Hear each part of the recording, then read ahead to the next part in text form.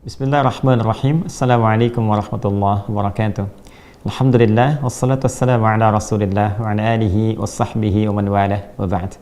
Saudara-saudariku, semoga video ini menemui teman-teman dalam keadaan sehat dan mulia di hadapan Allah Subhanahu wa Ta'ala, khususnya saat menjalani siam Ramadan kali ini. Teman-teman, izinkan kami menyampaikan update terkait dengan pembangunan pesantren Mira Ma'had Islam Rafi'ah Akhyar. Teman-teman bisa lihat beberapa titik yang kita bangun bersamaan, fasilitas-fasilitas yang akan digunakan teman-teman yang belajar di Ma'had Islam Rafi'ah Akhyar. Alhamdulillah, ada beberapa yang telah tuntas diselesaikan bangunan secara fisikal seperti guest house, teman-teman bisa lihat wujudnya. Kemudian juga ada yang sudah insya Allah 99% seperti ruang kelas untuk unit pertama. Namun juga ada yang masih bertahap, ada yang masih 60%, 70%, dan juga ada yang masih 75%. Ada beberapa yang belum kita bangun. Alhamdulillah saat ini kita ingin lakukan speed up pada masjid, percepatan pembangunan, agar lantai yang pertama bisa digunakan untuk i'tikaf, kemudian juga asrama yang akan kita optimalkan, sehingga di tahun ini ada kegiatan-kegiatan yang sudah bisa digunakan, dan berharap kepada Allah Subhanahu wa Ta'ala semua aset-aset di pesantren ini, bahkan tanahnya, semua jengkal, bahkan gedungnya, bahkan semua fasilitasnya itu bernilai wakaf. Tidak ada yang memiliki dari kami hanya mengelola saja, dan semua diniatkan sebagai wakaf untuk bisa meninggikan nilai-nilai kebaikan dan bernilai ibadah di hadapan Allah Subhanahu wa Ta'ala. Teman-teman, terima kasih membersamai program wakaf ini. Masih terbuka bahkan di Ramadan kali ini. Jika Anda memang memiliki agenda untuk berwakaf, dipersilahkan ada di rekening BSI Bank Syariah Indonesia. Nomor rekening 11144444142. 111 3 kali satunya, 4 kali 4-nya 142, atas nama Yayasan Ma'had Islam Rafi'ah Akhyar. Teman-teman, insya Allah semua ini sekali lagi akan kita niatkan sebagai wakaf, dan dengan izin Allah Subhanahu wa Ta'ala, sebelum datang santri-santri formal, kita akan isi dulu dengan kelas-kelas Mira sesuai dengan undangan-undangan yang seringkali saya sampaikan. Semoga bermanfaat, semoga dinilai ibadah oleh Allah, dan semoga sempurna niat kita dengan izin Allah Subhanahu wa Ta'ala untuk berwakaf. Terima kasih. Adi Hidayat. Assalamualaikum warahmatullahi wabarakatuh.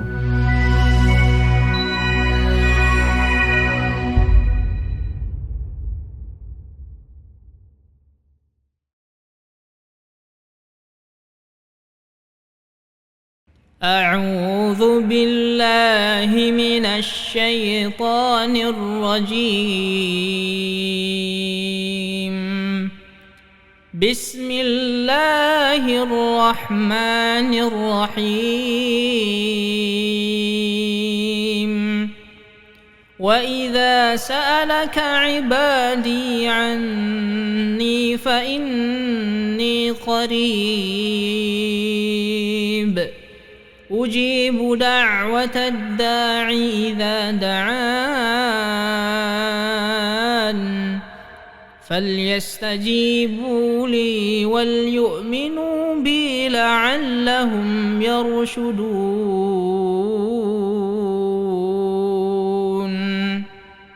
صدق الله العظيم.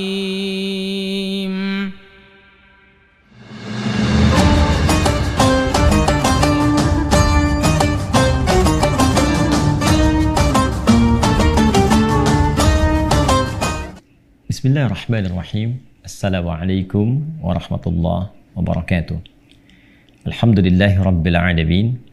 Wassalatu wassalamu ala rasulillahil karim, nabiyyina Muhammadin wa ala alihi wa sahbihi wa dhurriyyatihi wa ummatihi ila yaumiddin wa ba'd. Saudara-saudariku, as-saimin was-saimat, terkhusus yang tengah menjalani puasa Ramadan, alhamdulillah kita telah sampai dan menjalani puasa Ramadan di hari yang kedua, Ramadan 1444 Hijrah. Semoga sampai detik kita menjalani ibadah ini seluruh apa yang telah kita tunaikan, rangkaian-rangkaian program ibadah yang telah kita kerjakan, berkenan diterima oleh Allah Subhanahu wa Ta'ala dengan penerimaan terbaik, insya Allah.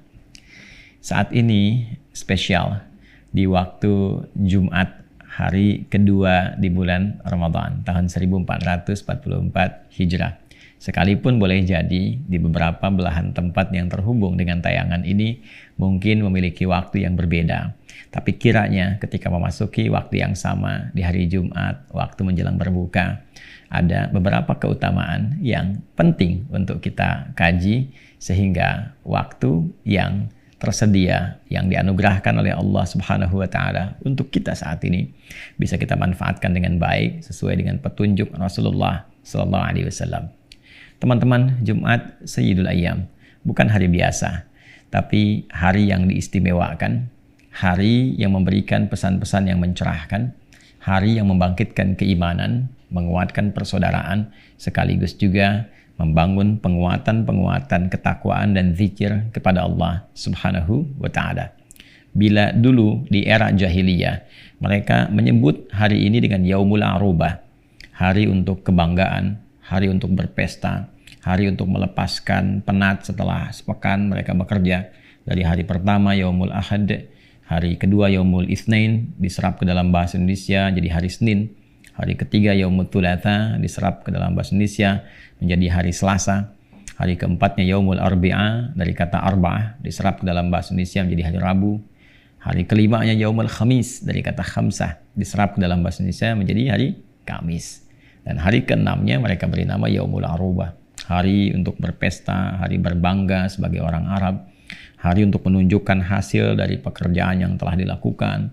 Maka mereka mengisi akhir pekan itu dengan banyak berkumpul di pusat-pusat hiburan, diberi nama dengan aswaq, Suq Uqadh, Suq Dumatul Jandal, dan puncaknya mereka akan kumpul di Jabal Qubais yang sekarang dekat ke area Grand Zamzam itu, ya, ada bukit yang di atasnya dibangun bagian dari istana ya untuk memfasilitasi tamu-tamu dari kerajaan dan sebagainya.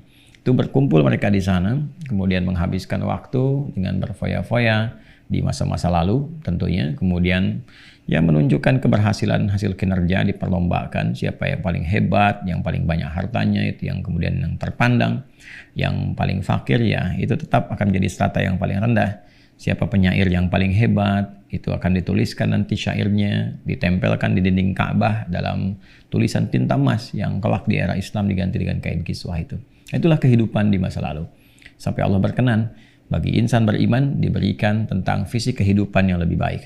Diberikan petunjuk bagaimana mengelola aktivitas, membuat program yang terukur, dan tentunya membedakan antara yang sudah beriman dengan yang belum beriman. Bagaimana karakter hidupnya, bagaimana visi hidupnya, dan bagaimana misi itu ditata dalam bentuk program yang terukur, terarah, mencerahkan, dan berkemajuan. Maka turunlah kemudian surah ke-62, surah Al-Jumu'ah itu, yang sekaligus merubah namanya dari Arubah menjadi Jumu'ah untuk insan beriman. Ya ayyuhalladzina amanu, hai semua yang telah menyatakan dirinya beriman pada Allah Subhanahu wa Ta'ala, baik laki-laki, perempuan, besar, kecil, tua, muda, dan seterusnya. Ya, idza nudiya lis-salati min yaumil jumu'ati. Nah, ini yang paling menarik, Allah rubah dulu namanya menjadi Jumu'ah. Jika sudah ada seruan yang sampai kepada kalian, kan, di hari Jumat itu untuk membangun konektivitas dengan Allah Subhanahu wa Ta'ala, menunaikan ibadah, kan? Poin terpenting yang pertama adalah namanya berubah menjadi Jumu'ah. Kan? Ini sifat yang paling dasar yang akarnya terambil dari kata al-jama', jim, mim, kemudian ain. Dari situ ada jami', tempatnya menghimpunnya. Orangnya mujtama' al-islami. Kemudian sifatnya disebut dengan Jum'ah. Bukan sekedar berkumpul. Ya, Jumat itu punya sifat berkumpul, mengenali siapa yang berkumpul, kemudian saling mengisi, saling memberikan, kemudian perhatian, ya, saling membantu dan sebagainya, itulah Jumu'ah. Karena itu sifat orang-orang beriman yang sudah masuk Islam, maka dia mengenal saudaranya dengan pengenalan yang baik. Bukan sekedar kumpul-kumpul, tapi dia tahu siapa yang hadir di sampingnya. Latihan Jumat mengajarkan kenal siapa yang duduk samping kanan, samping kiri. Diterapkan dalam kehidupan, kenal tetangga kita sehingga kita sering merasakan. Ya, itulah hadis-hadis yang kemudian sampai kepada kita bahwa muslim satu dengan muslim lainnya saling menguatkan. Kalau berada dalam kondisi yang sakit, bagaikan satu tubuh yang saling merasakan. Latihannya tuh lewat praktikan ibadah. Ya, saling mengenal, tahu, saling membantu, memberi solusi. Ada dokter yang hadir Jumatan, ada pasien yang nggak bisa ke rumah sakit, diberikan solusi.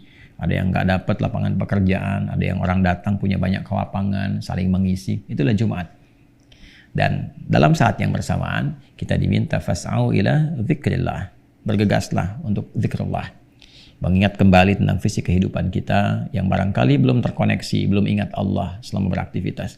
Kerja saja, kan sibuk, berangkat malam. Ya, ada yang berangkat malam ada. Bahkan masih gelap sebelum subuh udah berangkat, kan? Pulangnya gelap lagi. Ya, semua dihabiskan untuk dunianya, tapi cita-cita pengen masuk surga, surganya pengen surga Firdaus, kan? Tata kembali, jangan-jangan selama ini porsi dunianya terlalu banyak sehingga lupa dengan akhirat. Ya, ingat akhirat bukan berarti melupakan dunia, karena mengejar akhirat itu jalannya dengan dunia, ya kan? Kan aktivitas kita di dunia sekarang, cuman value-nya kita jadikan punya nilai akhirat, itu yang disebut dengan hasanah itu. Rabbana atina fid dunya hasanah fil akhirati hasanah. Saat yang bersamaan silahkan bekerja, tapi juga jangan lupakan sholat, jangan lupakan interaksi dengan Al-Quran, niatkan sholat untuk kepentingan ibadah, sehingga kita terkoneksi dengan Allah, dibimbing bagaimana caranya jujur dalam bekerja, disiplin dalam menetapkan waktu, ya, kemudian juga menjalani dengan baik dan benar, sabar, itu bagian dari ibadah. Sehingga ketika Anda bekerja pun punya nilai di sisi Allah, ya, diberikan catatannya, diberikan nilai kebaikan, diberikan pahalanya. Nah, itu yang idealnya terjadi.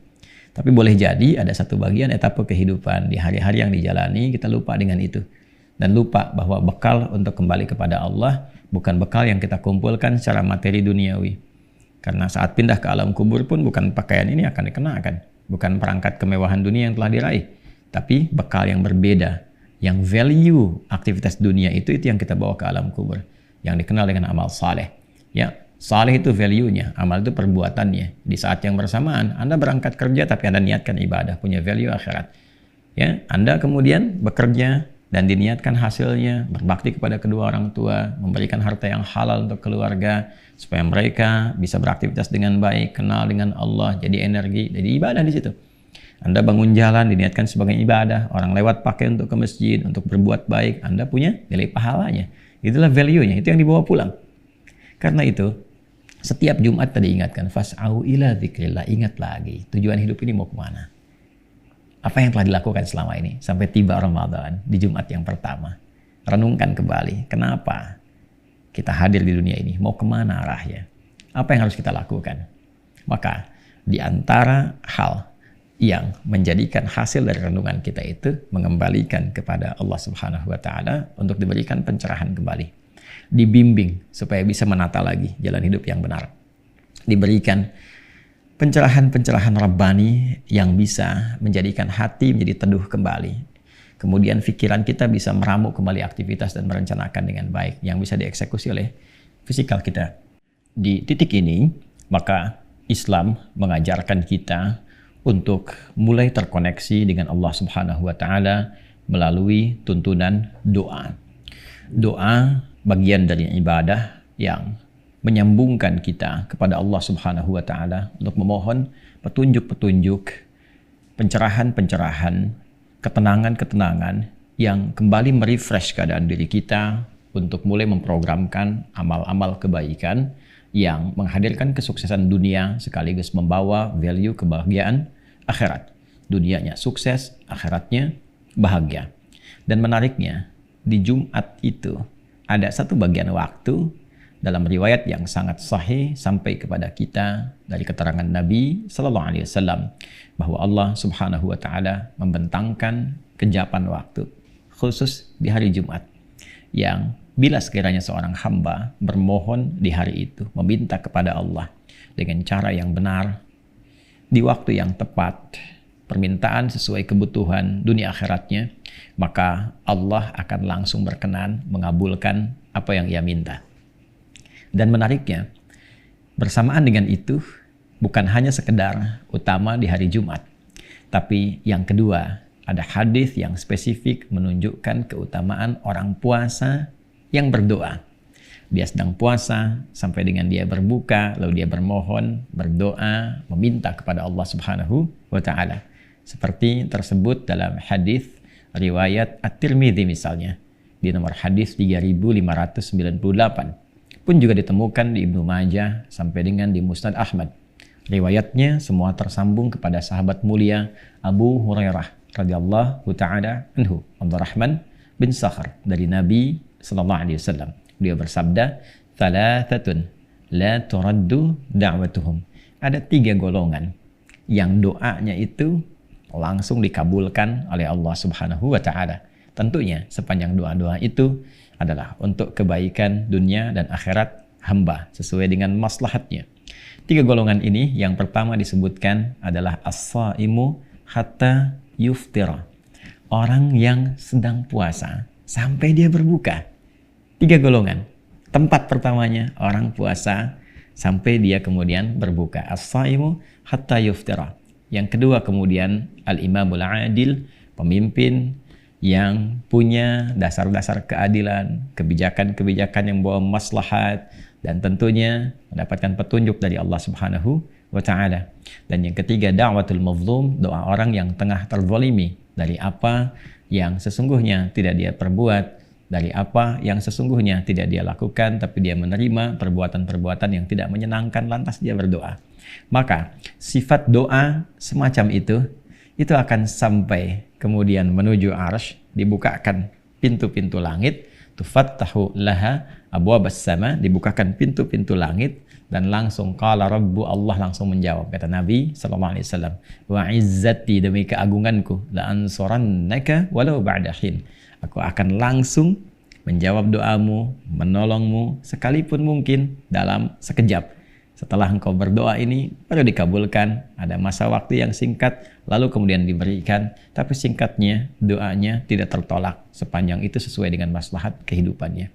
Kita bawa kepada bagian pertama, as-saimu hatta yuftira, doanya orang puasa sampai dengan berbuka. Karena itu teman-teman sekalian, di Jumat pertama ini, di waktu yang sangat mulia, waktu yang sangat terbaik, dan kita dalam keadaan berpuasa secara waktunya pas, kegiatan kita juga sesuai. Bila waktu dan kegiatan bertemu, insya Allah tempat kita memohon pun baik dan orangnya dalam keadaan yang baik, maka semua keadaan ini menjadi syarat yang sangat sempurna untuk terkabulnya doa. Ya, cepatnya terkabul doa. Maka apa yang bisa kita mintakan kepada Allah Subhanahu wa taala? Tentu selain doa-doa yang mengantarkan kita berbuka. Apakah kita membaca doa dengan dhahabal dhama'u wa btalatil uruqu wa thabatal ajru? Insyaallah. Apakah kita membaca doa dengan Allahumma laka sumtu wa bika amantu ya wa ala rizqika aftartu, dan seterusnya? Ataukah doa-doa yang spesifik yang bisa kita mohonkan? Karena yang tadi itu baru pembuka. Ya Allah, aku sekarang berpuasa, aku niatkan karenamu. Aku berbuka pun aku mencari rezeki yang Kau tetapkan halal, ya. Aku beriman kepadamu ya Allah. Aku telah puasa, sekarang saatnya dahaga akan lepas, dan apa yang Kau janjikan Kau akan berikan, ya kan? Nah, janji yang diberikan pertama kali itu di dunia pengabulan doa, ya kan? Wa thabatal ajru insyaallah, sedangkan nanti pahalanya baru di akhirat diberikan. Nah, dalam konteks kita berdoa ini, tentunya banyak sekali yang kita bisa mohonkan secara spesifik. Silahkan minta dengan bahasa kita sedalam-dalamnya. Anda yang kiranya di keluarga punya permohonan tertentu, silahkan mohonkan. Yang ingin punya keturunan, silahkan mintakan. Yang ingin diberikan kelancaran dalam aktivitas pekerjaan supaya bisa hasilnya digunakan untuk ibadah, silahkan mintakan kepada Allah. Yang ingin diberikan kemudahan dalam pengetahuan supaya bisa mengenal dan menaati Allah, silahkan mintakan kepada Allah. Di antara sekian doa itu, ada satu bagian doa yang diajarkan oleh para ulama kita, dimintakan khusus di hari Jumat bersamaan dengan saat ini, dengan kalimat yang singkat, padat, tapi begitu bermakna. Allahumma kfina bihalalika an haramik wa aghnina bi ta'atika an ma'siyatik wa bi fadlika amman siwak. Khusus di hari Jumat, teman-teman yang tadi baru Jumatan, Anda bisa langsung bacakan doa ini setelah Jumat atau duduk di antara dua khutbah itu, ya, saat khatib duduk di antara dua khutbah. Nah, sekarang kita akan berbuka. Tadi pengantarnya sudah saya sampaikan, harinya Jumat, hadis tentang puasanya berlaku. Lalu kita bisa mohonkan ini saat kita akan berbuka atau setelah kita sedikit membatalkan puasa kita, kemudian kita mohonkan secara spesifik. Allahumma kfina bihalalika an haramik. Ya. Wa aghnina bi ta'atika an ma'siyatik.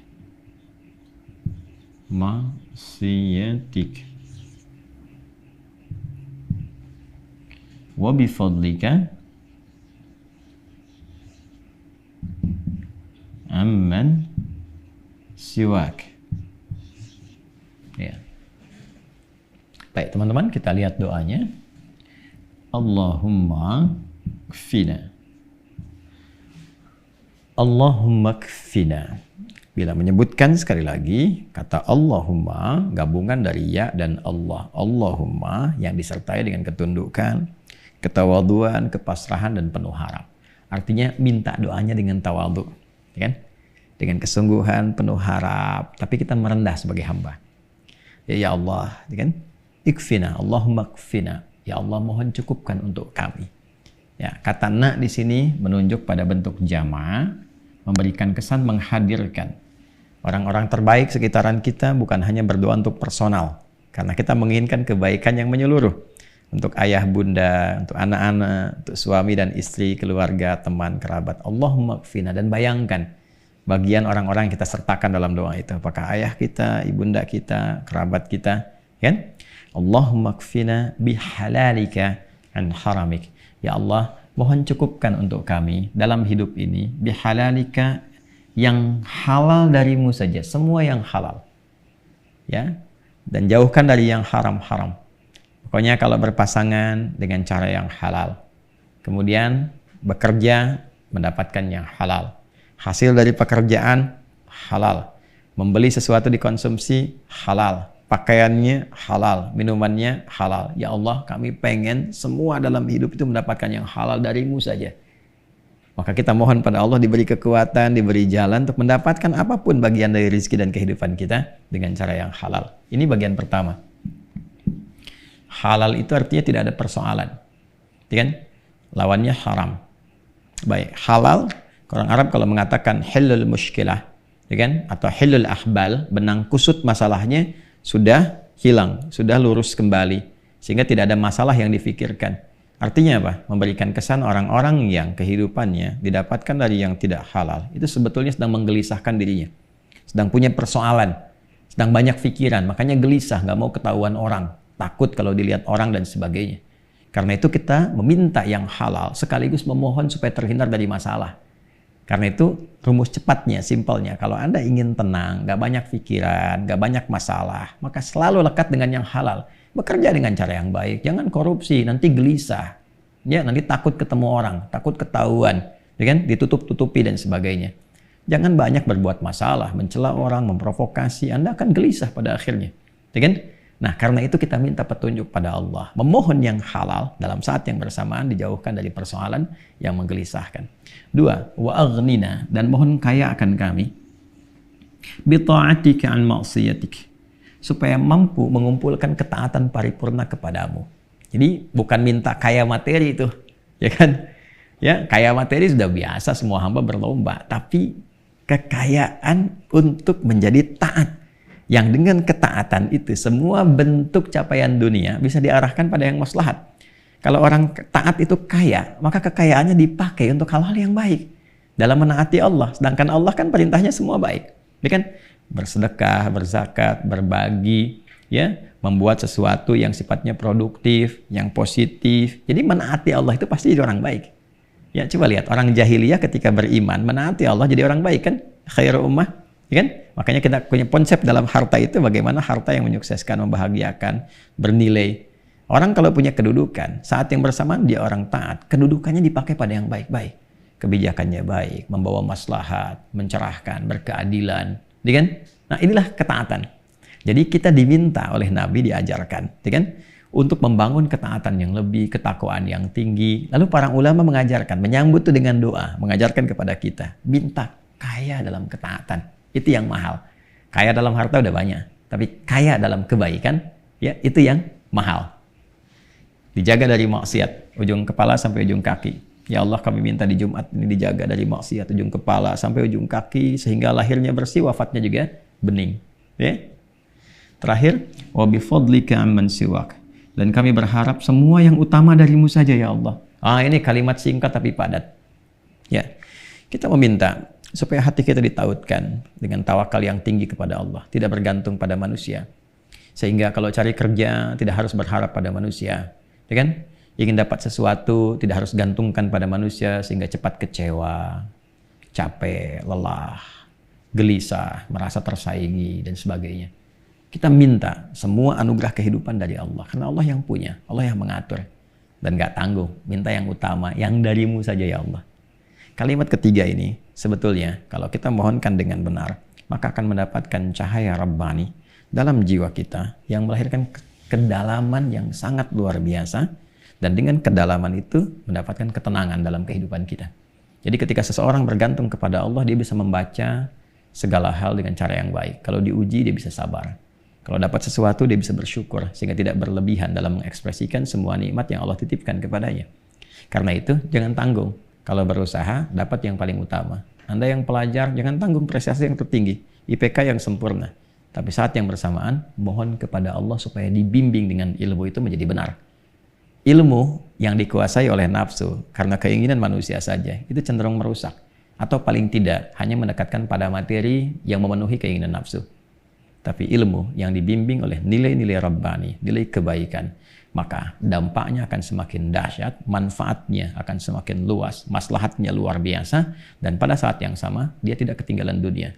Meminta yang utama, tapi dalam saat yang bersamaan, kita minta dijaga ya oleh Allah Subhanahu wa Ta'ala dari segala hal yang mampu memalingkan kita dari Allah Subhanahu wa Ta'ala. Maka inilah spesifik doa di hari Jumat yang seringkali diajarkan oleh para ulama kita kepada kita, dan sekarang bertepatan dengan Ramadan. Jadi kita betul-betul memohon kepada Allah, semoga doa kita dikabulkan dengan tiga ini. Insya Allah kalau suami jadi suami yang utama, taat, istri juga demikian. Kalau jadi pekerja, pegawai, pebisnis, birokrat, diplomat, apapun itu, menjadi orang yang baik. Kemudian juga orang-orang yang mendapatkan keutamaan dan mencari segala hal dengan cara yang benar dan halal. Ramadan harus mampu merubah kita. Bila pada hari kedua ini belum ada perubahan dalam puasa kita, segera dievaluasi. Sudah warning, ya sedang diingatkan, hati-hati, hati-hati. Karena belum tentu kita bisa mendapatkan hari esok. Semoga hari ini ada doa terbaik yang bisa kita mohonkan, ada jawaban terbaik yang bisa kita dapatkan, dan ada perubahan terbaik yang dapat kita tunjukkan kepada Allah Subhanahu wa Ta'ala bahwa kita memang layak untuk mendapatkan Ramadan di tahun ini yang mentransformasikan diri kita, merubah kita menjadi hamba yang lebih taat. Allahumma taqabbal minna innaka antas sami'ul alim wa tub 'alaina innaka antat tawwabur rahim. Allahumma kfina bihalalika an haramik wa aghnina bi ta'atika an ma'siyatik wa bi fadlika amman siwak.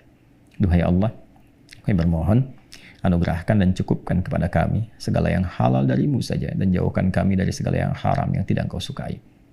Ya Allah, anugerahkan kekayaan taat pada diri kami, yang dengan itu kami mampu menjadi hamba yang baik dalam pandangan-Mu. Jauhkan kami dari segala perbuatan yang Kau larang. Duhai Allah, anugerahkan segala keutamaan yang mampu kami dapati dalam hidup ini, yang semua bersumber dari petunjuk dan kebaikan dari-Mu. Kami bertawakal kepada-Mu, dan kami memohon segala kebaikan yang telah Engkau tetapkan. Rabbana atina fid dunya hasanah wa fil akhirati hasanah wa qina adzabannar. Duhai Allah, anugerahkan segala kebaikan di dunia ini yang mampu kami capai, dan kemuliaan di akhirat yang mampu kami raih, dan jadikan Ramadan kami sampai detik ini Ramadan yang mampu merubah kami lebih bertakwa dalam pandangan-Mu. Bifadlika subhana rabbika rabbil izzati amma yasifun wa salamun alal mursalin wa akhiru da'wana subhanakallahumma wa bihamdika asyhadu an la ilaha illa anta nastaghfiruka wa natubu ilaik. Alhamdulillahirabbil alamin. Assalamualaikum warahmatullahi wabarakatuh.